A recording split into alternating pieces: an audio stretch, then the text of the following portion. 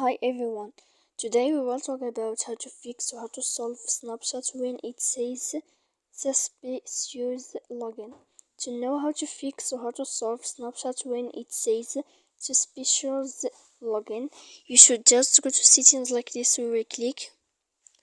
After that, in this page you will go to apps, default apps, app settings.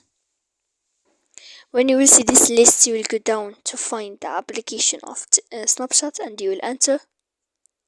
Then in this page you will go to click first stop. When you will end this, you will enter to storage. After that, in this page you will click clear cache. Then you will go to click clear data. And after all that, you can turn off your Wi-Fi. So please don't forget to support us by like and subscribe. See you next time in another video, and thank you for watching.